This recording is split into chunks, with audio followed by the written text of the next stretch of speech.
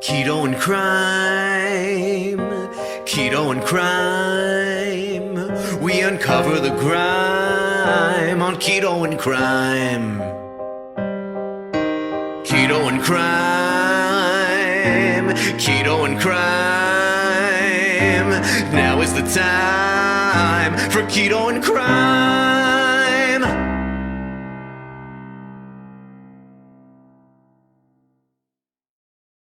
Hey everyone, Tracy here from Keto and Krime. Thank you so much to every single one of my patrons and channel members. You make this possible.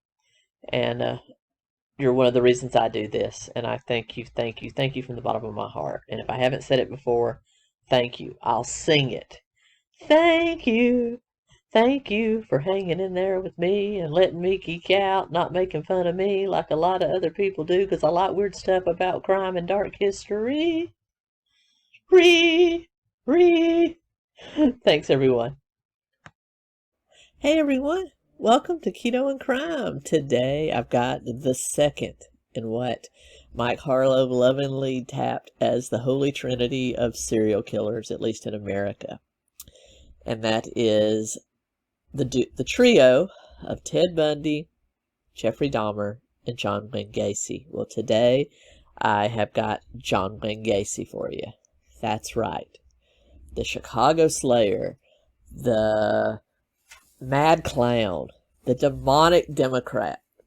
Okay, I only say that because his involvement and his high ranking in the Illinois Democrats is just right there. You cannot, you can't overlook it. So just bear that in mind. The pedo politician, whatever you want to call him, John Wayne Gacy was unadulterated evil, mixed with the type of ingenuity that could have taken him far in life. And unfortunately, he chose a route that took him down a much darker destiny.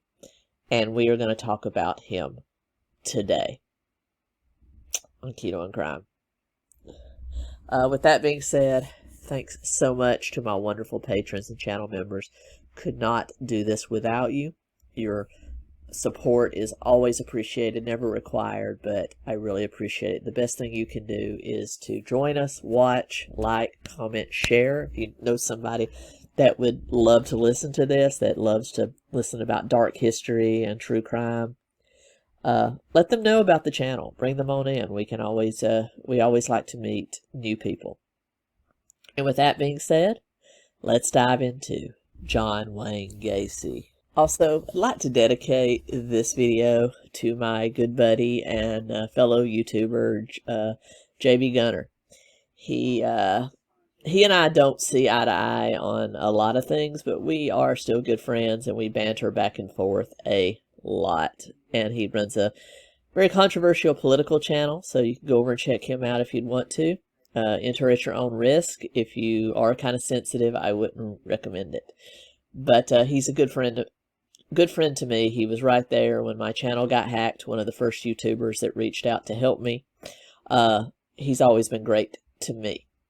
And I want to dedicate this to him because this is his favorite serial killer, and I believe he told me at one time he was distantly related to him. So, JB, this one's for you. And with that being said, John Wayne Gacy. John Wayne Gacy was born in Chicagoland on March 17th, 1942. He was the second and only son of John Stanley Gacy and his wife, Marion Elaine Robison. His father was an auto repair machinist, worked in a machine shop, and was a veteran of World War I. His mother was a stay-at-home mom. Gacy is of Polish and Danish ancestry, and his family was Catholic, so just like Dahmer, pasty white. His paternal grandparents had immigrated to the United States from Poland when Prussia and Germany began their unification, so they ran from what was going on in Europe at that time. Gacy had 2 sisters, and he was very, very close to them, as well as his mother. But his father, who suffered from alcoholism, was physically abusive to the whole family. His father did not like his son very much. Now, I know a lot of you would say that that's kind of irony, that's kind of poetic justice, that's, you know, maybe he had good premonition, but again, we have to go into nature versus nurture. Was Dahmer born the way he was, or was it a product of his raising? With Dahmer, I think Dahmer was more born that way, just from what I got. Dahmer, in my opinion, had more of a, for lack of a better term, and this type of sociopath does not exist anywhere in nature, only on television, but Dexter. To me, Dahmer had a more Dexterish appeal, where I think Gacy might have been more nurture versus nature. Just my opinion, take it with that grain of salt. But his father would call him dumb, stupid, physically abuse him, and his father had a leather belt that he would literally wear red sparks on the children. I mean, not a great way to grow up. Dahmer and Gacy had in common that they never felt they were good enough for their father. John preferred what would be stereotypical traditional roles of girls. He liked to play with his sisters. He liked to cook, which would play into his later career. Not in the way that you're thinking, but it would. His father would try to force him to put together engines and other things with him, but John just never got it. In fact, one of the worst beatings that Gacy ever received from his father was because he had accidentally gotten disarranged. Like, his father was rebuilding an engine and had arranged everything where he could just reach out and grab it, and John accidentally messed up that arrangement, and he beat him senseless. He would run to his mother whenever his father was angry, and that prodded his father to tell his wife, to tell Elaine, that she was making him a sissy, he was a mama boys, and he would probably grow up queer. Anyway, but Gacy always said he still loved his father and really wanted to please him. Then enter 1949. John is 7 years old, and he was caught by a neighbor with another boy, and they were touching a young girl. Let's just put it that way. There was some experimentation going on. They were all, I think, around 7 years old. His father whipped him with a razor strap as punishment, and the same year, a family friend that worked with his father on some contracting jobs began molesting Gacy. He would tell the father that Gacy was helping him with some jobs, and then he would abuse the boy in his truck. Now, this video is going to be demonetized. There's just no way around it. So Susan, scream on. So I'm just going to talk about it, talk about everything in full detail here. Gacy never told his father about what had happened to him because he was afraid, like his father blamed him and punished him for the experimentation with the girl. Now, a lot of people would say maybe they were assaulting the girl. We don't know. They were all 7. You know, it could be that the girl was wanting to experiment too. I don't want to enter into that argument, but he was afraid that his father would punish him for this like he punished him for that. So as a result, his father, he never told his father. Gacy began to compensate for the trauma with eating. I can relate to this. He began to put on a lot of weight, and this really began to happen to him around 4th grade. I can really empathize with that because that's when I really started to pile on weight. He also developed a heart condition, and it was told to avoid all sports at school. So not only could he not participate in sports or PE, he began to plow himself with food and became a very overweight and unathletic child. Also during 4th grade, he began to experience blackouts, of which there was never, except for the heart condition, there was never a hardcore, concrete diagnosis for what causes blackouts. Between the ages of 14 and 18, he would spend many, many months in the hospital. I mean, he literally missed a whole year of high school because he was hospitalized for different reasons. The blackouts. He had a burst appendix in 1957. He was just very sickly, and he spent a lot of time in the hospital, and his grades really suffered. And, of course, his father, being the loving sumbitch he was, suspected that these were basically John faking them to gain sympathy, and basically would come into the hospital and accuse John of faking his illnesses while he was in the hospital bed, strapped up to monitors with a heart condition. You lousy son of a... Sorry, I get a little emotional. I had a similar episode in the hospital with my father and my biological father and mother, so it brought back memories. Sorry about that. And I, too, was in an oxygen tent when it happened to me.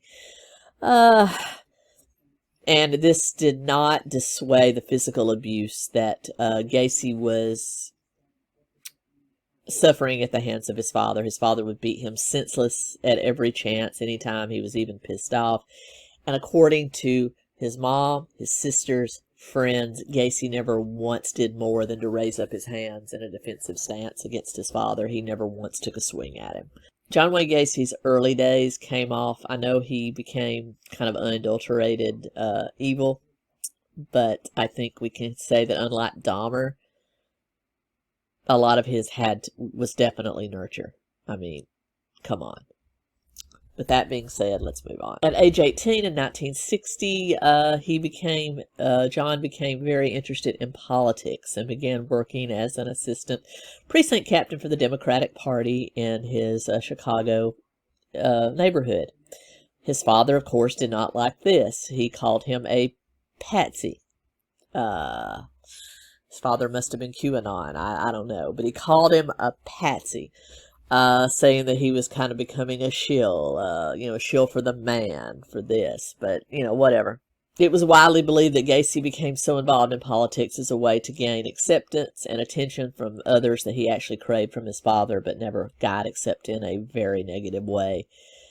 But at the age of 18, his father did buy him a car. Well, I'll say he helped him acquire a car, because he didn't really buy the car for him. He made the down payment and then kept the title in his own name, and then had Gacy make the monthly payments. It took Gacy several years for Gacy to pay this off, and anytime his father wanted to punish him beyond beating him, he would compensate the keys and not let Gacy use it. Gacy got wise to this, and he purchased an extra set of keys from a dealership, and his father removed the distributor cap from the car to keep Gacy from using it. Gacy said he just gave up at this point and just let his father kind of rule his life, and just kind of withdrew into himself a little bit. As soon as he was able to get his distributor cap back from his father and had a working car, Gacy used it to drive to Las Vegas, Nevada, where he found work with a local ambulance service. He worked as an ambulance attendant and drove the ambulance for a couple of months until he was transferred to work as an attendant at Palm Mortuary in Las Vegas. There, he worked about 3 months, and he spent a lot of time observing how the morticians embalmed bodies. And not having a place to live, he either slept in his car or he slept on a cot behind the embalming room. One night, he had an incident where a young deceased teenage male was brought in after having died in a car accident, and he began doing things to the body until he said he went into what can only be described as shock. He decided this wasn't good, so he called his mom and asked whether his father would allow him to return home. His father said sure, and he drove back to Chicago that next morning. After returning home, he enrolled at Northwestern Business College, even though he had not graduated high school. But he was able to graduate from Northwestern Business College in 1963, and took a management trainee position with the Nunn Bush Shoe Company. In 1964, having done very well in the program and becoming a full-on manager, he was transferred to Springville, Illinois, where he worked as assistant manager, salesman, and was eventually promoted to GM of the shoe store. And at that, it was during that same year he became engaged to his first wife, Marilyn Myers, who was a co-worker. While dating Marilyn, he also became a part of the local JC's organization, which is a public service group. It's still around, along with the Lions Club and other Circle K, a lot of the other little events, the Kiwanis that you see around. And he actually became a key man in April of 1964, which is a high designation within these fraternal service organizations. And he also began to experiment with his attraction to men. After one of his fellow JCs had been out drinking, he ended up performing oral on the man while he was drunk. But by 1965, he did rise up to the rank of vice president of the Springfield JCs and was named the third most outstanding JC in the state of Illinois. Again, a attempt to get the appreciation, satisfaction, and accolades he was not getting from his father, I think. And then probably the job that would go down in infamy was when his then fiance's father bought a couple of, actually 3 Kentucky Fried Chicken restaurants in Waterloo, Iowa. So the couple moved there. And they lived in Marilyn's parents' former home there. So they had an offer of a place to live, as well as what would today be a 6-figure salary. He was offered $15,000 a year to manage all 3 restaurants, as well as a share of the profits, which in today's money would have been between $134,000 and $160,000 a year. So the Gacys were doing okay. After he had completed management training with KFC Corporate, they did relocate to Waterloo and set up shop in Marilyn's former childhood home there. He opened a little club in his basement because what does KFC bring? Teenagers, a lot of teenage employees. So he opened up this club in the basement of their house where his employees could gather after their shifts and drink and play pool and just have a good old time. He did employ both girls and boys at his restaurants and interacted with the girls very professionally as well as the boys, but then would hang out with the young boys in his club and would advance himself upon them after drinking. If they accepted it, he would if they rebuffed him, he would just write it off as, he would just tell them it was a joke, haha, or a test of their morals, ew. Gacy's wife gave birth to their first son in February of 1966 and a daughter in 1967. Gacy would always talk fondly about this period of his life, saying it was the most perfect time he had ever spent. He had finally earned his father's approval through the JCs and being a 6-figure manager of 3 restaurants, as well as having a wife and children, proving he didn't grow up queer. In fact, in July of 1966, when his father and mother visited to visit their grandson, his father apologized to him for the harsh treatment he had given to him throughout his childhood, shook his hand and said, "Son, I was wrong about you." So Gacy finally got what he wanted, or thought he wanted. And of course, he joined the JCs there in Waterloo, Iowa. He began working tirelessly. In addition to working about 14 hours a day at the 3 restaurants, he managed to go to almost every JC event, became heavily entrenched in it, and would provide the refreshments, usually consisting of KFC fried chicken, and he insisted on being called the Colonel. Why do All I can think of is Boogie Nights and the Colonel. That's all I can think of. However, there was a lewd underbelly to this branch of JCs. Many of the members engaged in wife swapping or swinging. There was prostitution, pornography, and drug use. Sounds like a really nice civic organization. He was kind of loud and obnoxious, a lot of people said, but he was voted an outstanding vice president of the Waterloo JCs and was again given high accolades in the state of Iowa in 1967 and was promoted to the JC's board of directors. However, his very first crime would also take place at the same year his daughter was born, and that he was again voted best JC in all of Iowa. August of 1967, 15-year-old Donald Voorhees, who was the son of a fellow JC, Gacy invited him back home to his home to show him some stag films. These were basically pornographic films that were ran on, real film. And honestly, these were the same ones that were played at the JC meetings, but because Donald was too young, he didn't get to go, so he figured, okay, I'll go to this guy's house and watch it. Still weird. While he was there, he got the young man drunk and got him into watching a stag movie, and then they ended up performing oral on each other. He told the young man, you have to have sex with a man before you start having sex with women. And over the next few months, he continued to abuse Voorhees as well as several other young men from both his restaurants and children of his fellow JCs. One of them,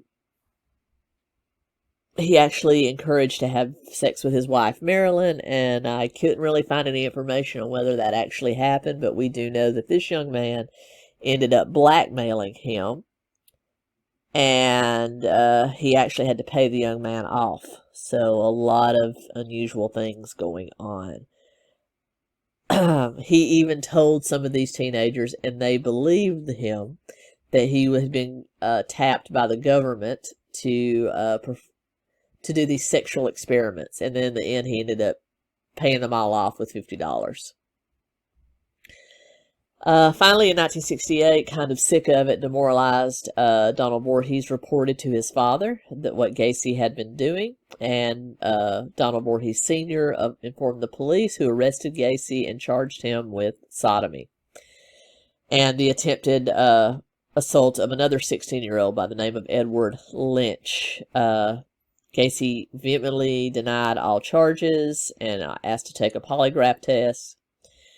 The results just indicated that Gacy was nervous, but did not indicate guilt. But as we all know, lie detector tests are not very, very reliable. A lot of the JCs did not believe that Gacy could have done this because evidently Voorhees Sr., Donald's father, had been one of the ones that opposed his nomination as president of the Iowa JCs. So they thought maybe that this was a political move on behalf of the Voorhees to incriminate Gacy, and so the JCs were split right down the middle, as was the local community. However, May 10th, 1968, he was indicted on the sodomy charge. He underwent psychiatric evaluation as a result of that, and one of his examiners said this: the most striking aspect of the test results is the patient's total denial of responsibility for everything that has happened to him. He can produce an alibi for everything. He presents himself as a victim of circumstance and blames other people who are out to get him. The patient attempts to ensure sympathetic response by depicting himself as being at the mercy of a hostile environment. So, kind of goes right in line with what Gacy was trying to say, that he was a victim of politics and that these were lies. August 30th, 1968, Gacy, kind of upset by the fact, he's going to go to trial for sodomy, hired an 18-year-old named Russell Schroeder to physically assault young Voorhees to get him to say that he lied. Basically, Schroeder took the $300 and lured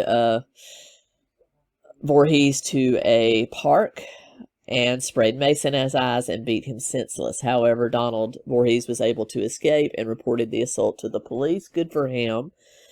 And identified Schroeder as his attacker. Once they arrested Schroeder, it didn't take long for the young man to confess that Gacy had hired him, and Gacy was arrested and was charged additionally with an assault and an attempt to intimidate a witness. September 12th, he underwent a second psychological examination and at the University of Iowa, and the two doctors, in addition to what the previous doctor had said, concluded that he had antisocial personality disorder. So he was a sociopath or psychopath. They never really said which one, but he had the disorder that leads to that. And he would never benefit from any sort of treatment, and that he would be a constant source of conflict with society. But they did contend he was mentally competent to stand trial. And on November 7th, 1968, he pled guilty to the count of sodomy in relation to young Voorhees, but pled not guilty to the other �𝐚𝐲𝐧 that had come forward since the indictment, and had basically said that Gacy did the same thing to him. He pled not guilty to those, but he did claim that Voorhees had offered himself up, and he had just acted out of curiosity. Okay, but he's still a minor. That doesn't fly. Again, going back to that, his whole need to be portrayed as a victim. But the jury didn't believe him, and he was convicted of sodomy on December 3rd and sentenced to 10 years imprisonment to be served at 𝐼𝐚𝐲𝐧 State Penitentiary.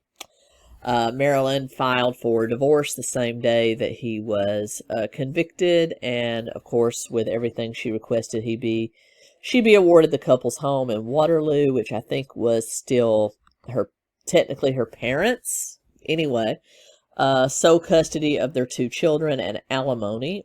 She was awarded all of this, and the divorce was finalized in September of 1969. Gacy never saw either Marilyn or his 2 children ever again. And with that, I'm going to end part 1 of John Wayne Gacy. This story is long. I have like 48 pages of notes. So we're going to end here at part 1. I'll be back tomorrow with part 2. And until then, Keto and Krime.